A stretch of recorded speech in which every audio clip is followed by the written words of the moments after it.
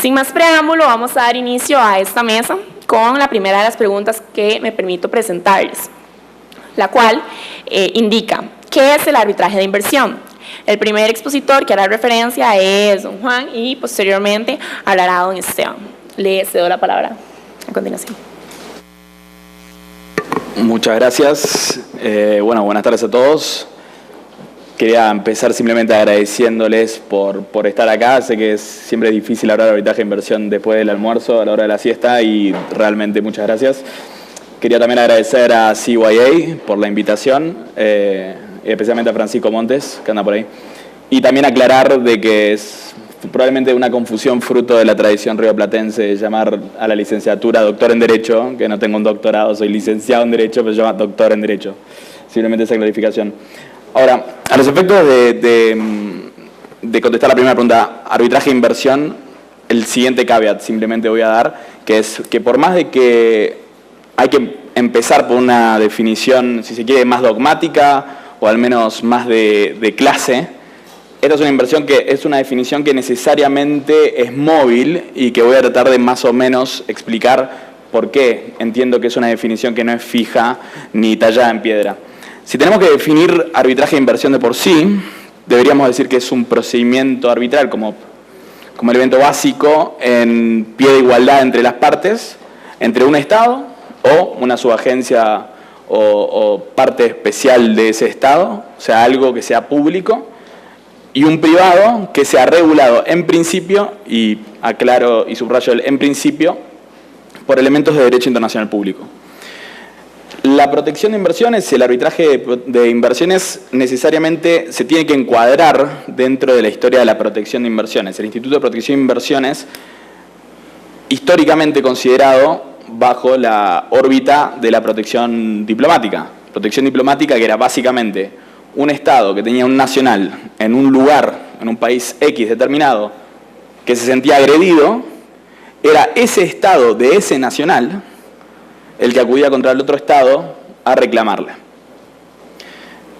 ¿Por qué el arbitraje de inversión no es protección diplomática, pero sí se encuadra dentro, al menos en sus orígenes? Es porque en el arbitraje de inversión ya no es el Estado de que tú sos nacional, de que el inversor es nacional, sino que es el propio inversor que tiene en un plano de derecho internacional público personería jurídica suficiente o lo que los americanos llaman standing, que vendría a ser una más bien legitimación activa, para poder acudir y atacar un Estado. Estábamos justo hablando hace un rato con Esteban y me parecía interesante el hecho de que un Estado, en realidad, y un privado, por más de que el privado sea una supercompañía, capaz que con ingresos mayores a los del PIB de ese Estado, al menos jurídicamente dentro del ámbito territorial, nunca van a estar en igualdad. Siempre el Estado va a tener un poder específico. Sin embargo, la magia, si se quiere, el arbitraje de inversiones, es que la naturaleza primordial del procedimiento arbitral es la igualdad de las partes. Ahora bien, decíamos que el arbitraje de inversiones nace bajo el concepto, bajo la órbita del derecho internacional público.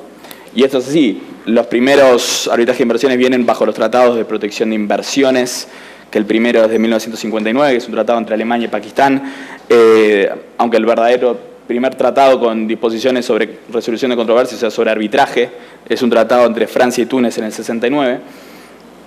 En realidad, hoy en día, se puede señalar de que nos estamos yendo de la órbita de lo propiamente internacional público en el sentido soberanista del término, y estamos entrando hacia una disposición ya contractual y un nuevo ámbito donde temas que eran naturalmente contractuales se están llevando bajo la órbita de arbitraje de inversión.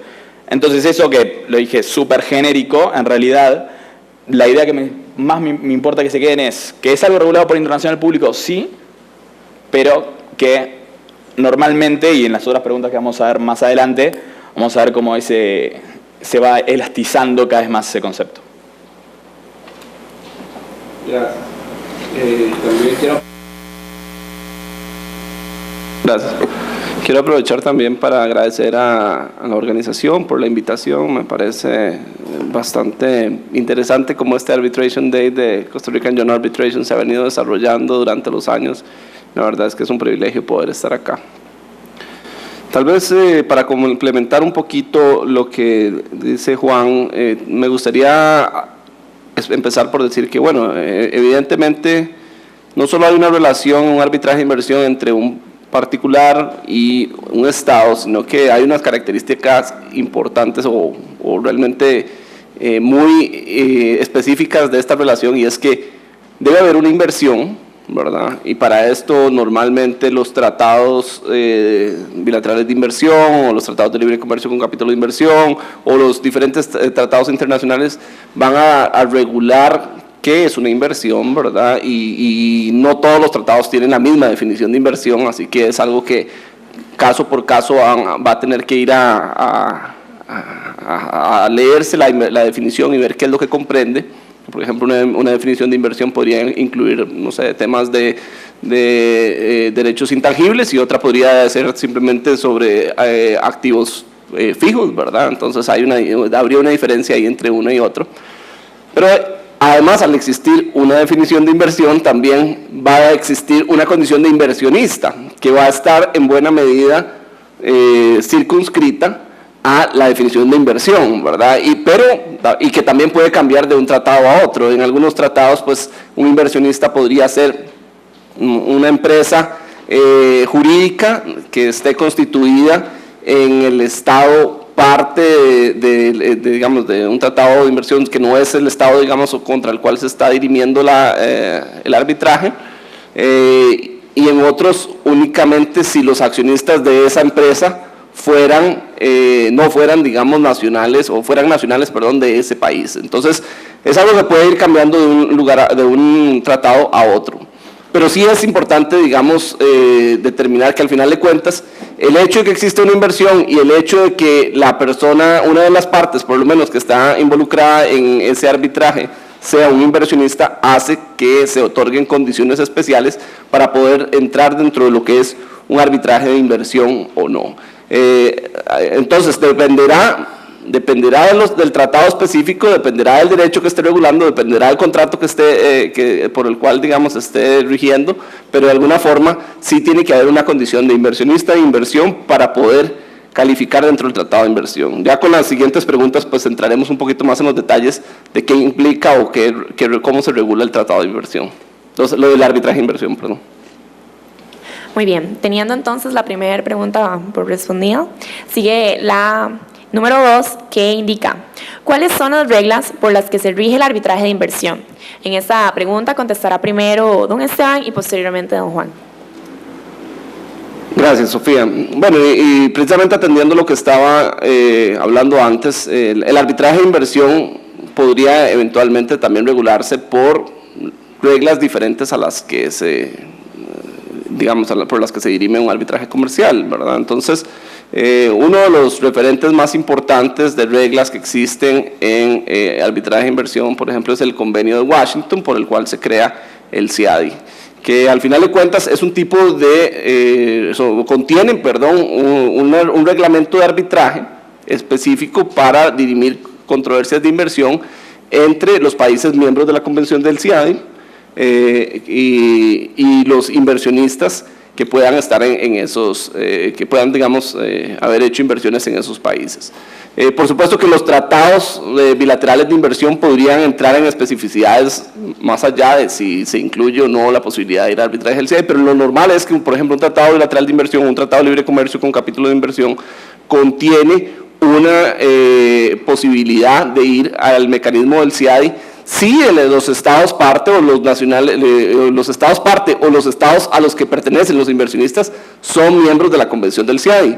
Porque si no lo son, también existe la posibilidad de ir al mecanismo complementario del CIADI, que es otro set de reglas que se aplica cuando una de las partes, ya sea el inversionista, el Estado, perdón, al que pertenece el inversionista, o el Estado, digamos, que está implicado en ese arbitraje, no es miembro de la Convención del CIADI. Entonces, esa es la otra posibilidad, digamos, acudir a un arbitraje ante el mecanismo complementario del CIADI, y en el cual, al ser el CIADI, existir, digamos, una entidad jurídica, se puede considerar que el CIADI es un tipo El CIADI, el mecanismo complementario del CIADI son un tipo de arbitraje institucional, porque existe una institución administradora de estos arbitrajes.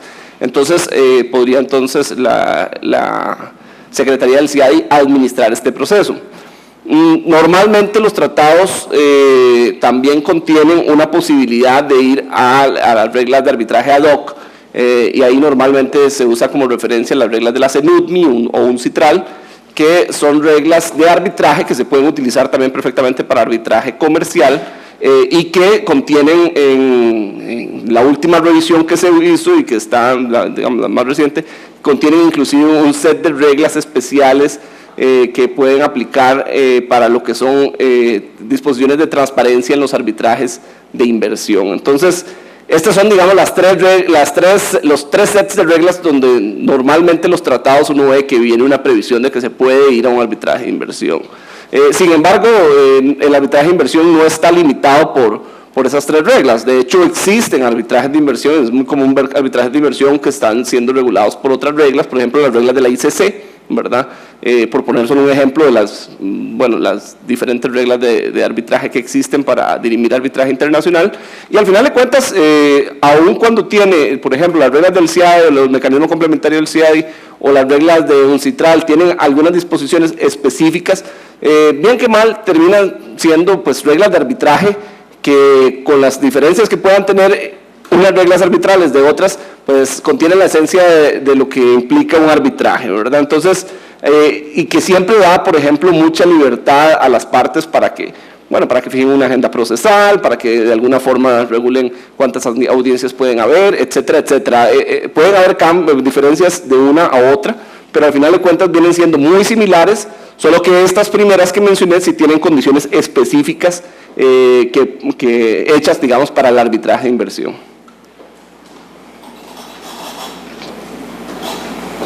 Yo simplemente quería complementar en ese punto, en lo específico sobre el CIADI, ¿no? Porque al menos lo que yo empecé, los primeros casos de arbitraje los empecé bajo reglas comerciales y arbitraje comercial, y solamente me metí más adelante en arbitraje de inversión.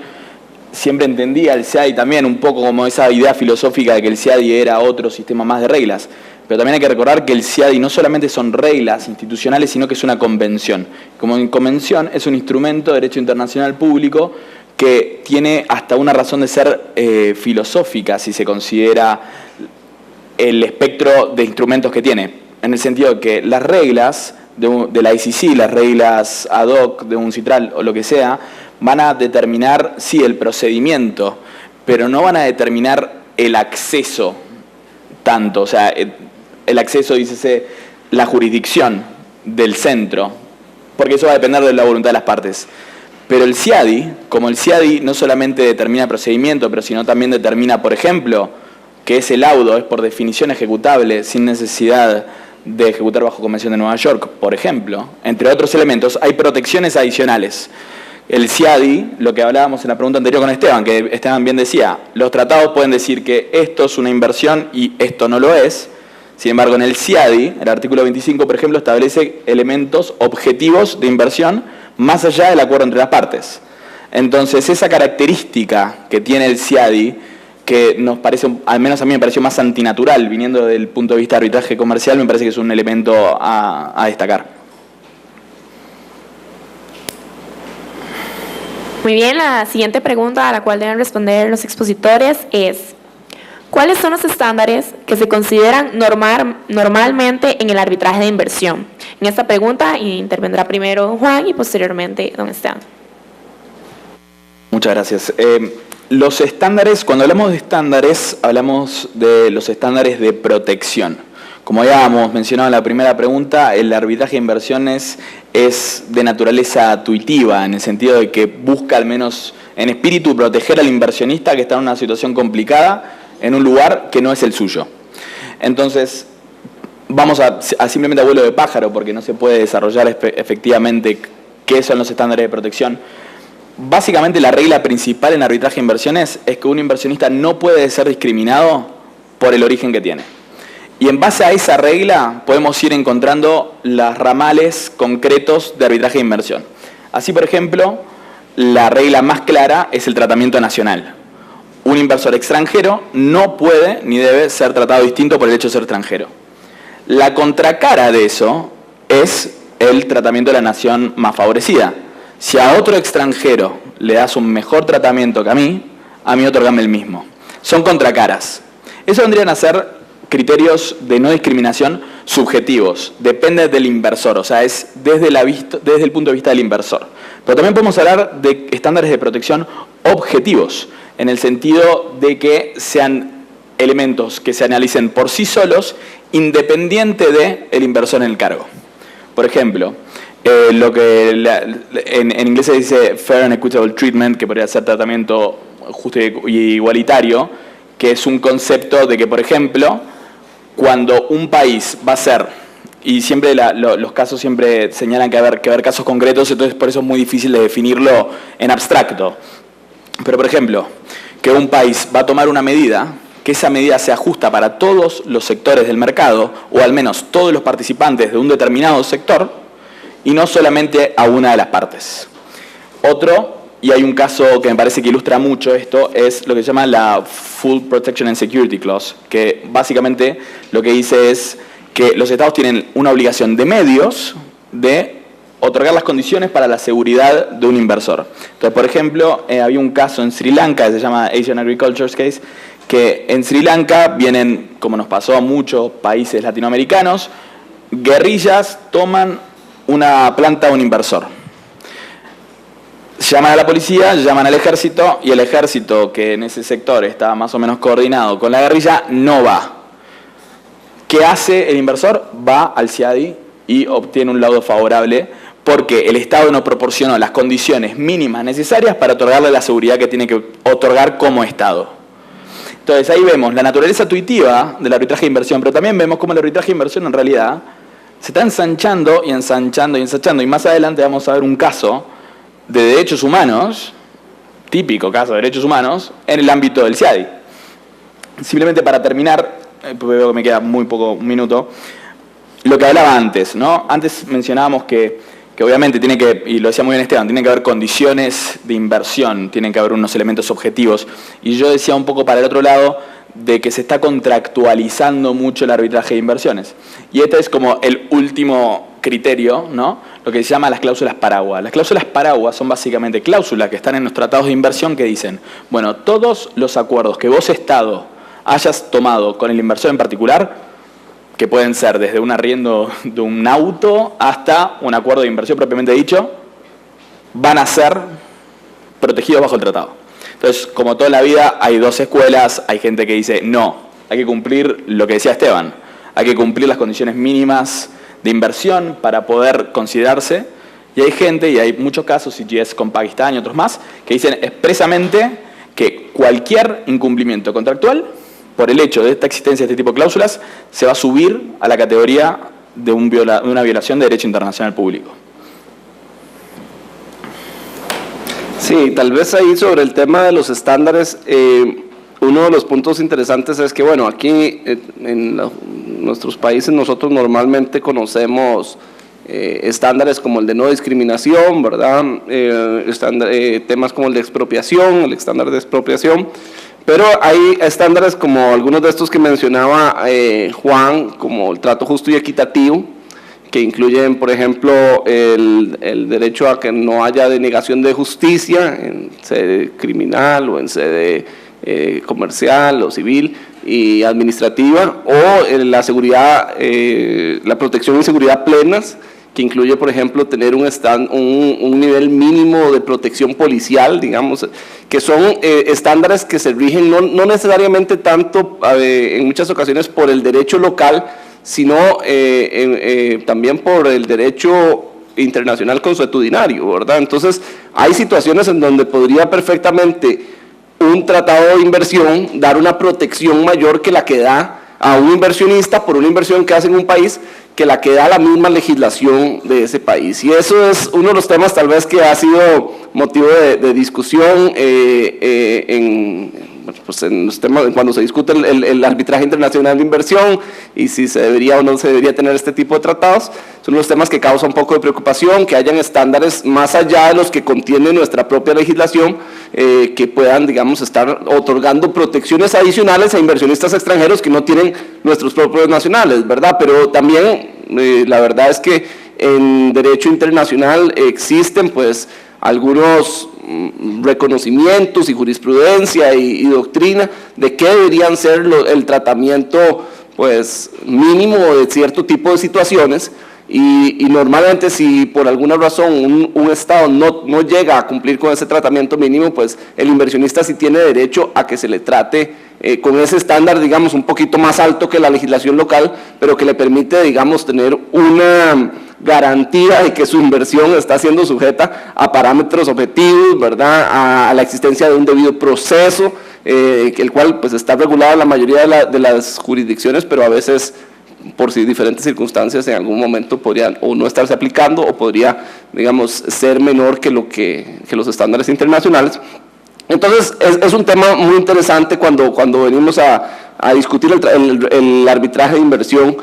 Ese estándar, esos estándares que tienen que protegerse mínimos, no solo pues los que ya conocemos, sino inclusive en algunos casos podrían ir más allá, y en donde sí, el hecho de que sea un arbitraje de derecho internacional, bueno, sujeto al derecho internacional público, adscrito al derecho internacional público, le da esa condición de que, bueno, hay temas diferenciados a considerar, como el tratamiento que consuetudinariamente se le dé en la mayoría de los estados del mundo a situaciones como las de trato justo y equitativo. Bien, la cuarta pregunta es: ¿cuál es la diferencia entre el arbitraje de inversión y el arbitraje comercial? En esta pregunta intervendrá primeramente don Esteban y posteriormente don Juan. Sí, creo que de alguna forma ya hemos venido hablando de esa diferencia de forma bastante extendida en lo que ya hemos dicho. En lo poco que hemos dicho, pues ya se han venido viendo algunas diferencias. Evidentemente, en el arbitraje de inversión existen dos partes, una que va a ser un Estado y otra que va a ser un inversor de otro Estado diferente a ese Estado, es lo normal, y eso hace pues que se tengan que considerar diferentes situaciones como las que se consideran, la diferencia que hay entre una jurisdicción civil ordinaria y una jurisdicción contenciosa administrativa, por ejemplo, donde evidentemente no se tratan igual las situaciones, porque en uno de los casos hay el Estado está de por medio, existen temas como las potestades de imperio y condiciones específicas que hacen que la relación, como decía Juan, sea diferente, ¿verdad? Entonces, ese es uno de los temas principales que vamos a ver. El segundo, pues, lo que ya veníamos hablando del tipo de estándares que se también se incluyen en un arbitraje de inversión, que no necesariamente son temas que vamos a ver en el arbitraje comercial, los estándares que mencionamos, trato nacional, trato nacional favorecida, el tema de expropiación, el tema de trato justo y equitativo, incluyendo denegación de justicia, incluyendo protección y seguridad plenas. Pues ese tipo de estándares normalmente vienen regulados en convenciones de derecho internacional, ¿verdad? Que van a, digamos, de alguna forma a crear que la forma como se plantea el arbitraje sea distinta. Incluso hablábamos, Juan y yo, ahora en el almuerzo, que aun cuando se esté viendo o de alguna forma el arbitraje de inversión se ha hecho tan amplio que muchas veces se terminan viendo temas contractuales, siempre la forma como los abogados vamos a tener que redactar la demanda y cómo vamos a tener que incluir, digamos, alusiones a los estándares de inversión, pues es algo que no vamos a ver en el arbitraje comercial y que de alguna forma pues hace que sea un poquito más, en mi opinión, más complicado litigar un caso de arbitraje de inversión que un caso de arbitraje comercial, en donde usted puede decir, bueno, sí, se violó la cláusula quinta del contrato, ¿verdad? Aquí uno tiene que decir, la forma como se aplicó la cláusula quinta del contrato pues está violando el trato justo y equitativo, porque, ¿verdad? Entonces, hay temas tal vez de fondo que se deben considerar, que hacen que sea también, a veces podría ser un poquito más complicado, por el hecho de tener que manejar, digamos, esa terminología y que hace que, por ejemplo, de los mismos árbitros que uno tenga que escoger para para decidir un caso de inversión, y los mismos abogados, pues sea gente que tenga un poquito más de background y de conocimiento en el arbitraje de inversión, porque no necesariamente una persona que tiene mucha experiencia en arbitraje comercial pues va a manejar o a conocer todos los temas relacionados con el derecho internacional de inversiones, y viceversa, no necesariamente una persona que está más específicamente dedicada a trabajar en arbitraje de inversión, pues tiene toda la experiencia para trabajar temas en arbitraje comercial. De hecho, como mencionamos, las reglas podrían incluso ser diferentes. Tal vez en el arbitraje comercial se utiliza más, por ejemplo, reglas como las de ICC, pero no es normal o no es, digamos, el caso que se puedan usar en un arbitraje comercial las reglas del CIADI, ¿verdad? Porque el CIADI está hecho para un tema específico y bueno, y tiene condiciones específicas, como decía Juan, y que creo que el siguiente panel los va a tocar, como por ejemplo un arbitraje de CIADI, tiene un laudo que es autoejecutable, no necesita el proceso de exequatur, ¿verdad? Bueno, los colegas van a exponer un poquito más de eso, entonces hace que exista, digamos, una diferencia con un arbitraje comercial internacional en donde uno tiene que venir y ir al proceso de exequatur, y bueno, creo que ya lo mencioné un par en el caso de Costa Rica, pues de ahí eso tarda su tiempo y hace que de alguna forma las situaciones sean diferentes. Yo simplemente agregar un matiz.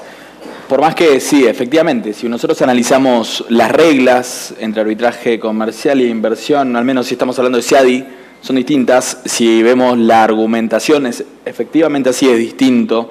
Si vemos los estándares jurídicos que se aplican, son distintos.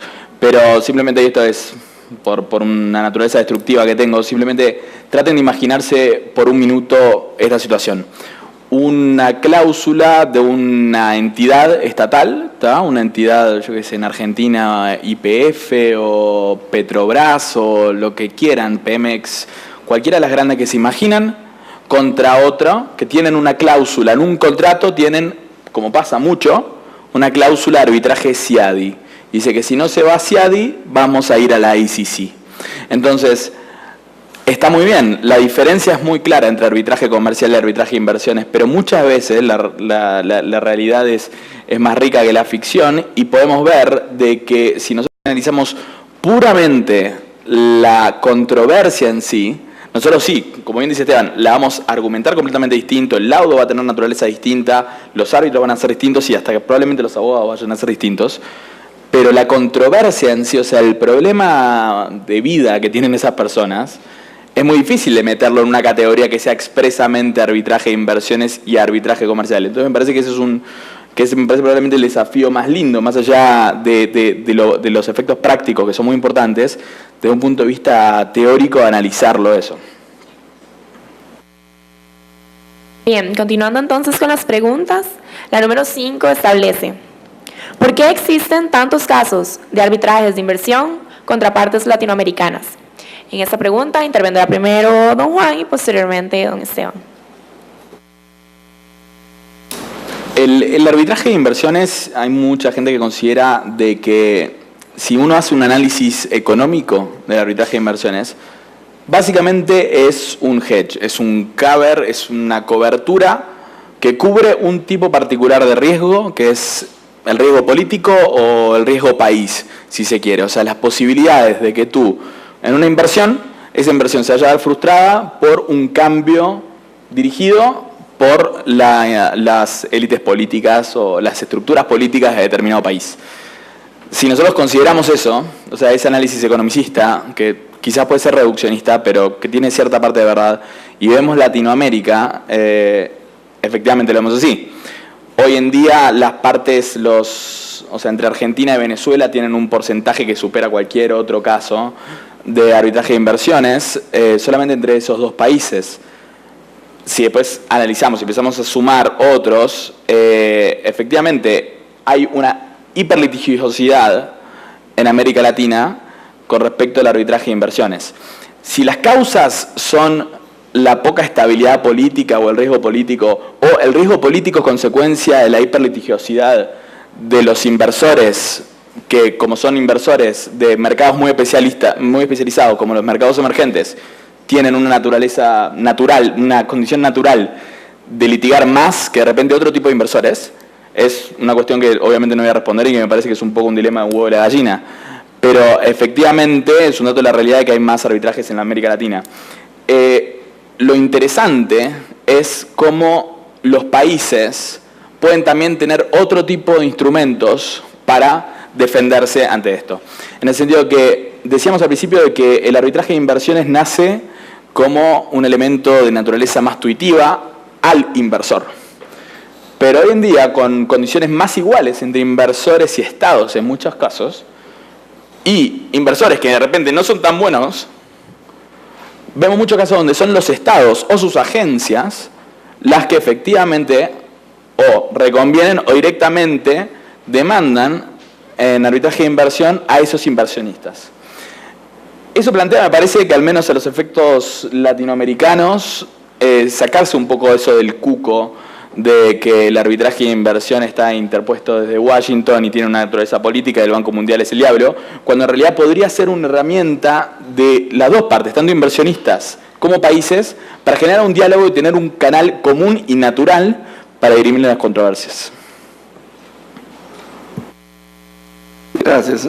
Bueno, esta pregunta es muy interesante. Yo tengo tal vez algunas opiniones muy subjetivas al respecto y creo que al final de cuentas, porque hay tantos casos contra países de Latinoamérica, por la forma como los países de Latinoamérica manejan las inversiones, ¿verdad? Y sobre todo las inversiones importantes, la falta de un poco de algún tipo de hilo conductor de parte de la administración pública, de la forma como se manejan las inversiones, ¿verdad? Y uno ve, bueno, cuáles son los países que tienen más casos de arbitraje de inversión. Son Venezuela, Argentina, y uno ve la forma como esos países o esos gobiernos se están desarrollando, ¿verdad? Entonces creo que realmente la razón es que a veces existe mucha inseguridad. Incluso aquí mismo, pues nosotros vemos casos de inseguridad clarísimos, ¿verdad? Tenemos un caso, por ejemplo, del gobierno pasado que viene y dice, bueno, tengo concesionada la carretera San Ramón, necesito el concesionario original no va a poder desarrollar la carretera, quiero conseguir un concesionario que la haga para no tener, digamos, que sacar una licitación nuevamente, porque eso me va a atrasar mucho tiempo. Consigue el concesionario, se pone de acuerdo con el concesionario original, con el nuevo concesionario, con el Ministerio de Obras Públicas y Transportes en cómo va a hacer el contrato. Hacen el nuevo contrato, lo llevan a la Contraloría, la Contraloría refrenda el contrato, eso es un proceso de 2 años. Y una semana después de que sale refrendado el contrato, el gobierno, que fue el que buscó al inversionista y promulgó, digamos, que se hiciera esa sesión de contrato, dice, no, ya no queremos hacer el contrato, ¿verdad? En ese caso, bueno, estamos hablando de un inversionista brasileño, que en Brasil no tiene tratado de inversiones con Costa Rica, pero es un caso típico de cómo el manejo ¿verdad? de la cosa pública con respecto a grandes inversiones podrían llevar a un caso de arbitraje, ¿verdad? Y eso pasa, bueno, ahora Costa Rica tiene varios casos en la palestra, pero eso no le está pasando solo a Costa Rica, eso le está pasando a muchísimos países de América Latina. Cuando yo tuve la oportunidad de estar trabajando para el gobierno, defendiendo este tipo de casos, una de las cosas más importantes que visualizamos en ese momento era que no era solo tener un equipo de defensa contra los arbitrajes, sino que necesitábamos hacer un trabajo de prevención en la forma como se trabajaban con las inversiones. Entonces recuerdo un caso de un hotel español que salió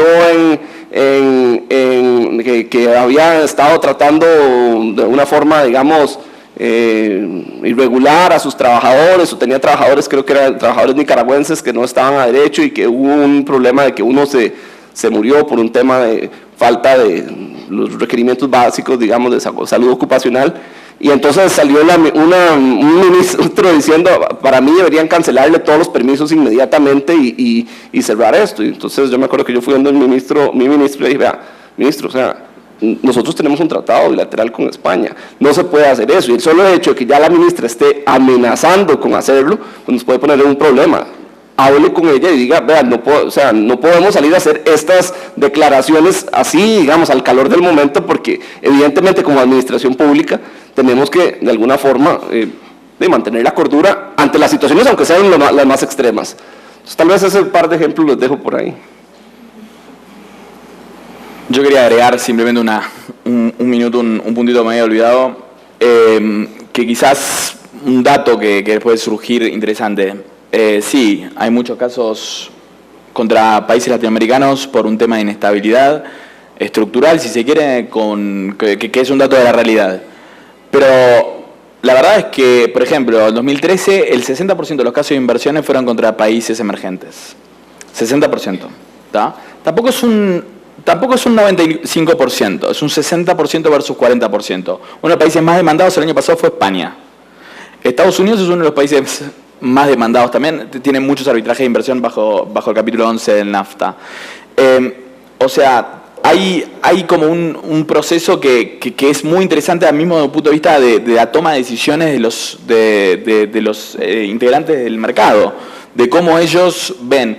Y así estaba pensando también de que no solamente sea el 60% de los casos de países emergentes, pero también que la gran mayoría de los casos vienen de casos, que eso creo que es cerca del 45%, de industrias extractivas. O sea, esto es mineras, petróleo, etcétera. La verdad es que América Latina es un gran exportador de commodities, entonces también es como una consecuencia natural que si vos exportás commodities y tengas inversionistas tan específicos como los inversionistas extractivas, que es, no hay que hablar sobre ellos, todos sabemos que es un mercado muy especial, que también quizás puede explicar, además de todo lo que dijo muy bien Esteban, y estoy completamente de acuerdo, algunos otros elementos de figuras económicas. Bueno, continuando entonces con el listado de preguntas, tenemos la sexta y la séptima, las cuales voy a presentar en conjunto debido al tiempo que nos resta en la participación. La sexta indica cuál es el rol de los abogados latinoamericanos o cuál es el rol que ellos pueden tener en los arbitrajes de inversión. Y la séptima es, comentar algunas experiencias sobre arbitrajes de inversión en Latinoamérica. En las preguntas, la primera responderá don Esteban y posteriormente don Juan, ahí mezclando la respuesta a las dos preguntas restantes. Gracias. Sí, yo creo que los abogados, pueden tener un rol de diferentes tipos, ¿verdad? Podríamos ser árbitros, podríamos ser, como ya pasa, digamos, hay costarricenses, por ejemplo, que son muy destacados como árbitros en el arbitraje internacional de inversión. Podríamos servir como peritos, ¿verdad? A veces se requieren peritos específicos sobre temas de derecho local, ¿verdad? O sobre temas donde tengamos conocimientos específicos. Podemos ser abogados de parte y como abogados de parte podemos ser, ya sea trabajando desde las defensas, desde los departamentos de defensa de los estados, o podemos tener un rol como trabajando como abogados privados, o bien asesorando, ayudando a los bufetes internacionales que estén trabajando en este tipo de casos. La verdad es que yo he tenido un poco la experiencia de trabajar en varios de esos roles hasta la fecha. Creo que la verdad existe mucho campo para esto. En Costa Rica ya hemos tenido algunos casos, no necesariamente es porque somos un país de industria de extracción, ¿verdad? Pero de alguna forma también el hecho de ser un país que atrae inversión, entre más inversión que uno atraiga, también hace que más posibilidades de verdad, que a veces las cosas no salgan como quisiera, o que la relación entre las partes no sea la mejor. Eso puede ocurrir, ¿verdad? Entonces creo que es un tema a los que les interesa esta materia de buscar cómo quieren posicionarse y buscar, digamos, dónde están las oportunidades. El tema, por ejemplo, de la prevención es un tema donde yo creo que hay mucha oportunidad, sobre todo para el Estado, ¿verdad? Porque ahí veo algunos de los abogados del Estado, y entonces creo que hay un tema importante. Hay un caso, por ejemplo, en Costa Rica, que es el caso de Alastair Ross Anderson y otros 134 inversionistas canadienses contra Costa Rica, en el cual tuve la oportunidad de participar, que es un caso interesante porque se desarrolla porque el caso, por una de estas estafas mediante pirámide, ¿verdad? Que se dio con una disque financiera, ¿verdad? En un momento dado, que era muy reconocida, en donde había muchos extranjeros que venían a ganar intereses de 34% anual, ¿verdad? y bueno, se descubrió la estafa, el gobierno costarricense descubrió la estafa, arrestó a las personas, se fue a un juicio penal, y en el juicio penal un tribunal penal, desafortunadamente, una sentencia como de 800 páginas, dijo en un párrafo que todavía ha sido culpa de la SUGEF porque no había tenido los controles adecuados. Y entonces uno de los inversionistas dijo, bueno, si esto fue culpa de la SUGEF, entonces el Estado costarricense me tiene que pagar a mí lo que yo invertí, y convenció a otros 134 inversionistas para que presentaran un reclamo de $300 millones contra el Estado costarricense, diciendo, que hay un tribunal costarricense diciendo que fue culpa de una entidad, de la entidad supervisora de Costa Rica, que nosotros perdiéramos todo este dinero. Entonces, es un tema, al final el caso, Costa Rica lo ganó en jurisdicción, se determinó pues que no necesariamente, bueno, que obviamente hay que hacer un debido due diligence cuando usted hace una inversión, y que existen, digamos, prevenciones mínimas que se deberían tener. Pero, por ejemplo, en ese caso, una de las cosas que hicimos en ese momento es, necesitamos empezar a capacitar a jueces y magistrados para que no hagan estas barbaridades, ¿verdad? No, porque al final de cuentas, algo como esto hace que tengamos que haber ido a un litigio de mucho tiempo que costó al Estado costarricense varios millones de dólares, ¿verdad? Porque no es barato defender este tipo de casos. Entonces, son cosas donde yo creo que existen muchas oportunidades en nuestros países, en Latinoamérica, para desarrollarnos como abogados. Tal vez, creo que no tengo más tiempo, pero ahí lo dejo. Lo sé. En cuanto a la primera pregunta, obviamente le doy la derecha a Esteban, nada más por un tema de que yo todavía juego en reserva, hablando en términos futbolísticos, pero simplemente agregar de que una cosa que me parece objetivamente más divertida, desde el punto de vista más nerd del término que puedo utilizar del arbitraje de inversiones, es que literalmente, como dice Esteban, un día estás viendo acciones penales y ese párrafo de las 800 páginas, otro día sos experto en cemento, otro día sos experto en una expropiación y otro día tenés un asesinato y prisión. Y todo dentro del marco del mismo procedimiento, la misma especialidad, que me parece una cosa súper interesante. Los efectos de un ejemplo que me parece una cosa interesante para más o menos cerrar lo que pensaba es un caso ya que es Víctor Pey Casado con Chile. Pey Casado era un español que se vino después de la guerra civil en España a Chile, se hace muy amigo de Allende, viene el golpe de Estado, tenía un diario, ese diario se termina yendo. Es un caso que típicamente uno dice, esto es un caso que está en la Corte Interamericana, esto es un caso que lo estudiamos en Derechos Humanos. No, ese caso se está litigando hace 15 años en el CIADI, porque como no tuvieron otra manera de recuperar a través de los institutos típicos de derechos humanos, por esa acción que tomó el gobierno dictatorial chileno, se está litigando ante el CIADI. Entonces, sí, el CIADI es esto de los inversores y es esto del concepto objetivo de inversión, pero en realidad ese es el punto que quería hacer desde el principio.